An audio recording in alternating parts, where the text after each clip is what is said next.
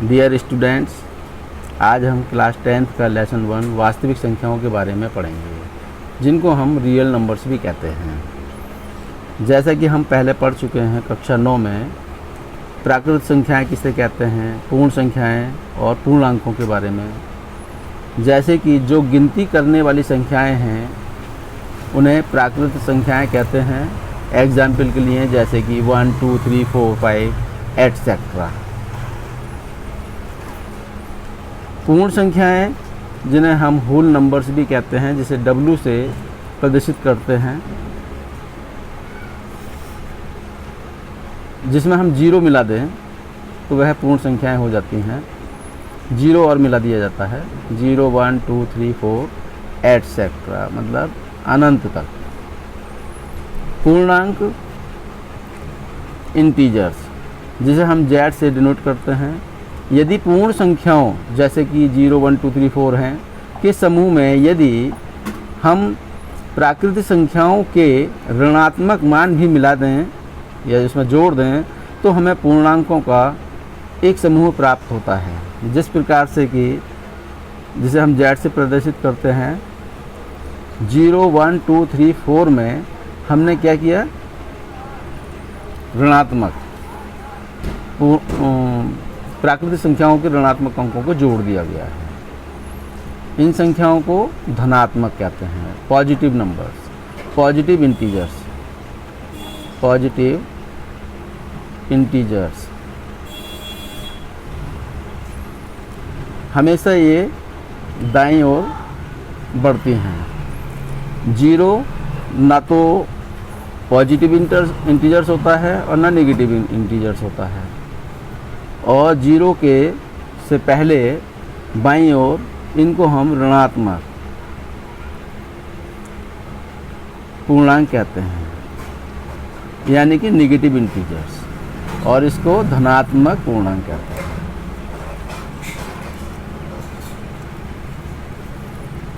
अब हम देखेंगे परिमेय संख्याएं। परिमेय संख्याएं किसे कहते हैं, जिसे हम रेशनल नंबर भी जानते हैं। रेशनल नंबर जो संख्याएं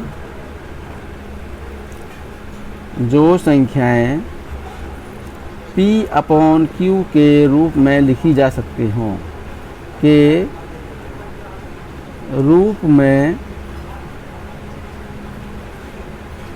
लिखी जा सकती हैं,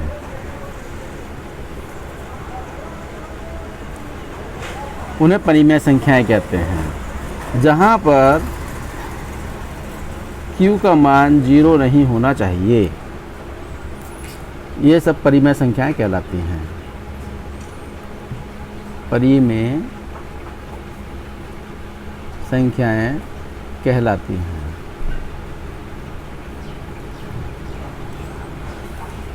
जैसे कि 1/2 3/4 5/7 एटसेट्रा, ये सभी परिमेय संख्याएं हैं। हम कह सकते हैं कि जैसे कि 4 है, 4 भी एक परिमेय संख्या है जिसको हम लिख सकते हैं 4/1। 7 है तो उसको 7/1 लिख सकते हैं, और इनको परिमेय संख्याएं बनाया जा सकता है। अब आते हैं अपरिमेय संख्याएं।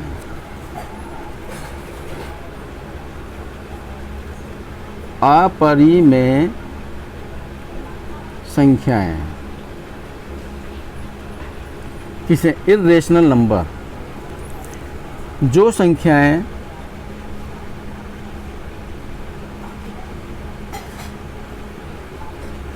P/Q के रूप में न लिखी जा सकें,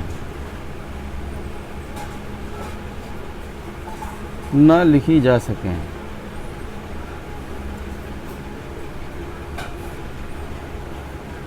उन्हें अपरिमेय संख्याएं कहते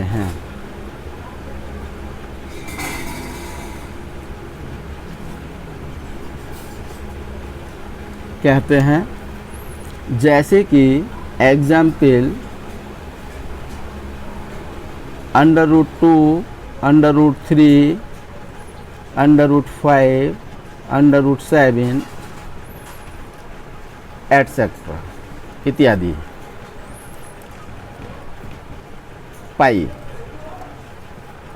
पाई एक अपरिमेय संख्या है। पाई एक अपरिमेय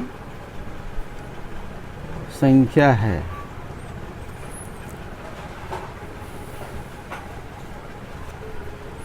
जबकि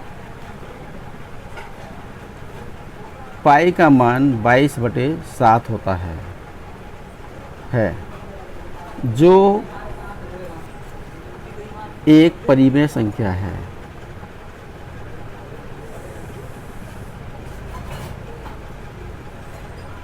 पाई का मान एग्जैक्टली नहीं होता है, इसलिए पाई अपरिमेय संख्या होती है, लेकिन इसको परिमेय संख्या कह सकते हैं। इसको 22/7 को परिमेय संख्या कहेंगे, लेकिन पाई का मान एग्जैक्टली बराबर नहीं होता है, इसलिए पाई एक अपरिमेय संख्या कहलाती है। अब वास्तविक संख्याएं, जैसे कि हमारे पाठ का नाम है वास्तविक संख्याएं, रियल नंबर्स। जो हमारा पाठ है वास्तविक संख्याएं हैं, परिमेय संख्याओं तथा अपरिमेय संख्याओं का समूह वास्तविक संख्या कहलाता है, जिसमें परिमेय संख्या हो, परिमेय संख्याएं और अपरिमेय संख्याएं हों, संख्याएं हों,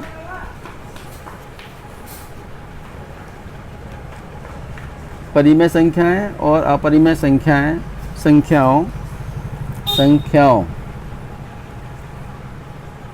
के समूह को वास्तविक संख्या कहते हैं। रियल नंबर्स संख्याएं कहते हैं। अब हम जानेंगे यूक्लिड विभाजन प्रमेयिका। अब हम जानेंगे यूक्लिड विभाजन प्रमेयिका, जिसको हम लेमा भी कहते हैं। लेमा के नाम से भी जाना जाता है, LEMMA, लेमा। प्रमेयिका क्या है? यूक्लिड विभाजन प्रमेयिका एक सिद्ध किया हुआ कथन है। इसे अन्य कथनों को सिद्ध करने में प्रयोग किया जाता है। शॉर्टली हम जानेंगे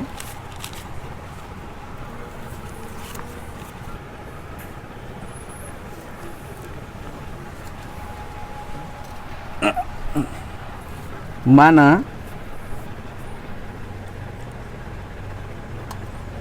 दो धनात्मक पूर्णांक हैं। माना दो धनात्मक पूर्णांक ले लेते हैं, जैसे A और B भी मान सकते हैं। A और B ये कोई दो धनात्मक पूर्णांक हैं। इसकी जगह पर हम कोई संख्याएं भी मान सकते हैं, जैसे कि 21, 5। ये दो धनात्मक पूर्णांक मान लिए गए हैं। अब हम इसमें देखेंगे कि माना कि जो 21 है 5 से बड़ा है। इसी प्रकार से A B से बड़ा है।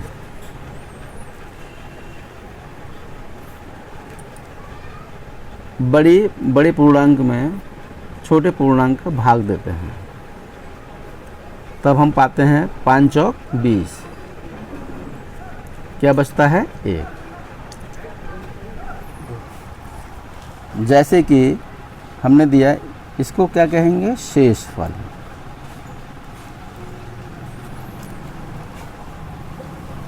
जिसमें कि 21 बराबर 5 की गुणा 4 में करेंगे, ये क्या है, भागफल। और ये क्या है, भाजक। और ये इसको क्या कहेंगे, 21 को भाज्य। 21 बराबर 5 गुणा 4 और प्लस 1। तब हम इसको कह सकते हैं भाज्य बराबर भाजक गुणा भागफल और प्लस शेषफल। इसी प्रकार से हम ये देखेंगे, a बड़ा है तो a में भाग देंगे b का। b का भाग देने पर माना कि कोई एक यूनिक नंबर हमें q मिलता है और b और q की गुणा करके ये यहाँ आएगा। जैसे कि हमने किया था 5 चौक 20, ऐसे ही b की गुणा q में करने पर b q आएगा। यहाँ पर रिमाइंडर आ गया, शेषफल। इसको हम इस कथन को लिख सकते हैं a बराबर भाज्य बराबर भाजक गुणा भागफल, यानी कि b q प्लस r। इसको ही हम यूक्लिड विभाजन प्रमेय के नाम से जानते हैं, जिसमें r का मान b से छोटा ही होगा और 0 से बड़ा होगा या बराबर होगा। इसे कहते हैं यूक्लिड विभाजन प्रमेय का। यूक्लिड विभाजन एल्गोरिथम, यह क्या है, सुपरिभाषित चरणों की एक श्रृंखला होती है जो एक विशेष प्रकार की समस्या को हल करने की एक प्रक्रिया है। जैसे कि हमारे पास 2 धनात्मक पूर्णांक हैं, ले लेते हैं। वास्तव में यह 2 धनात्मक पूर्णांकों का HCF महत्तम समावर्तक निकालने के लिए HCF ज्ञात करने के लिए इस विधि का प्रयोग करते हैं। इस विधि का प्रयोग करते हैं। यही यूक्लिड विभाजन एल्गोरिथम कहलाता है। जैसे कि हमारे पास 2 पूर्णांक हैं, माना C और D, 2 धनात्मक पूर्णांक हैं, जिसमें C D से बड़ा है। अब D का भाग देने पर C में, क्योंकि बड़ी ही संख्या में छोटी संख्या का भाग दिया जा सकता है, तो इसका भागफल आता है Q। अब DQ माइनस करने पर शेषफल बचता है R। तो हम यहाँ लिख सकते हैं C बराबर DQ प्लस R। इस प्रक्रिया को तब तक जारी रखेंगे जब तक शेषफल 0 प्राप्त न हो जाए। तब तक इसको करते ही रहेंगे आगे बताएंगे उदाहरण से। अब जैसे कि ये शेषफल है, अब इसमें भाग दे सकते हैं डी में, क्योंकि अभी हमारा आर 0 नहीं है। तब हम क्या करेंगे, आर का भाग डी में देंगे। सपोज दैट यहाँ पर कोई यूनिक संख्या प्राप्त होती है आर क्यू, और इसी प्रकार से यहाँ पर कोई शेषफल बच जाता है। अब ये प्रथम चरण हो गया। इसी प्रकार से शेषफल 0 नहीं है, तब इस स्थिति में हम इसको D बराबर R Q I plus R, यहाँ पर भी 0 नहीं है।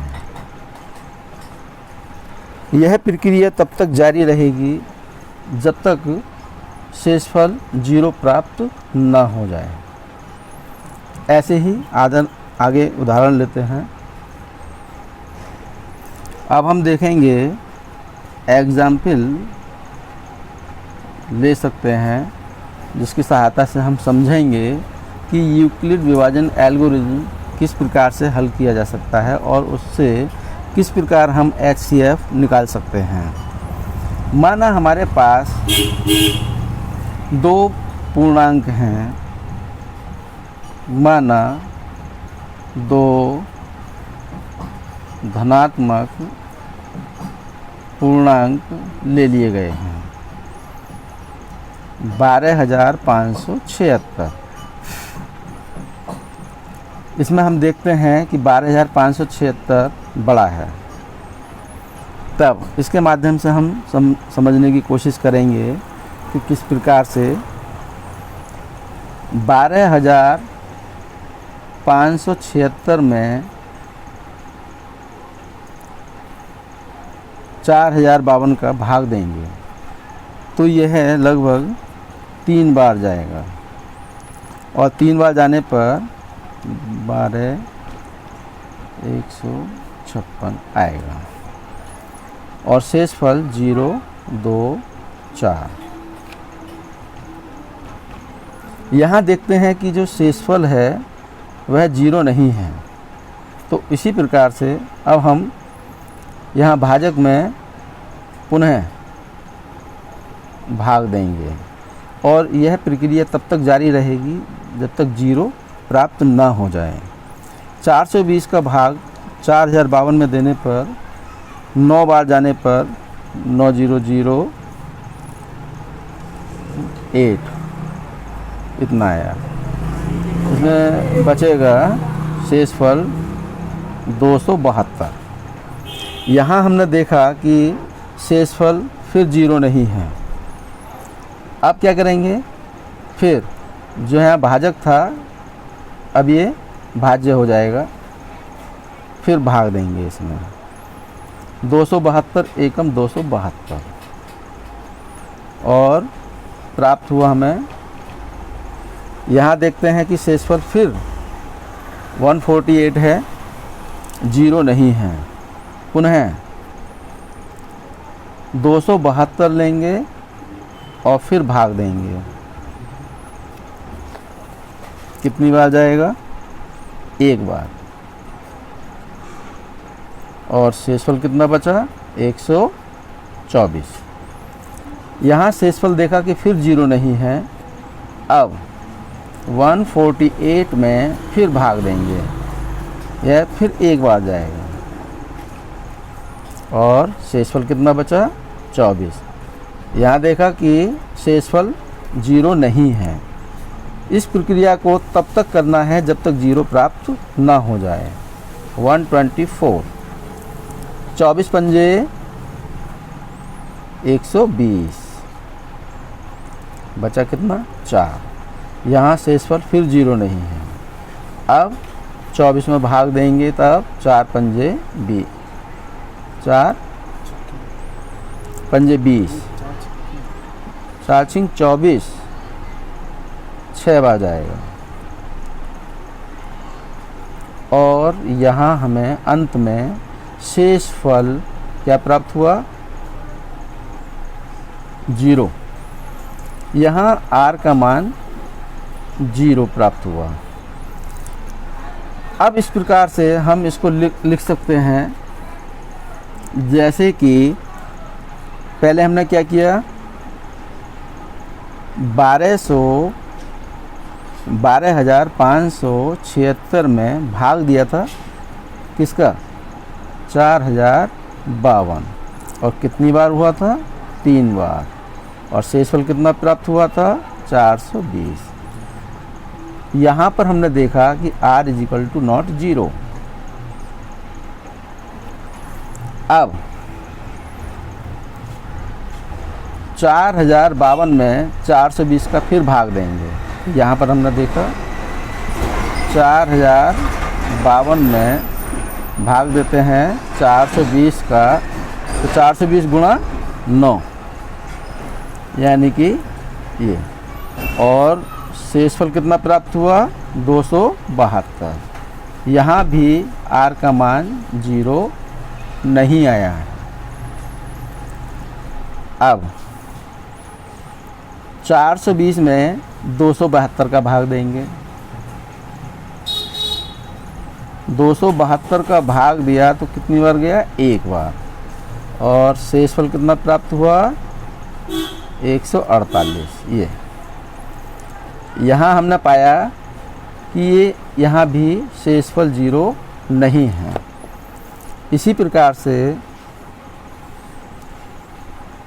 272 में भाग दिया 148 का, कितनी बार गया? 1 बार। और शेषफल कितना बचा? 24। यहाँ भी r का मान 0 नहीं है।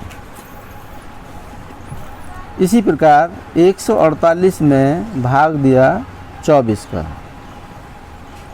और ये कितनी बार गया? 5 बार। शेषफल कितना आया? 4। यहाँ पर देखा कि यहाँ भी r का मान 0 नहीं है। पुनः 24 लेंगे और 24 में 4 का भाग देंगे तो कितनी बार जाएगा? 4 × 24, 4 × 6। और यहाँ शेषफल अंत में क्या आता है? 0। इट मीन्स शेषफल 0। तो इसका महत्तम समावर्तक कितना होगा? 4, क्योंकि 4 ही एक ऐसी संख्या है जो पूर्ण रूप से विभाजित है। हम कह सकते हैं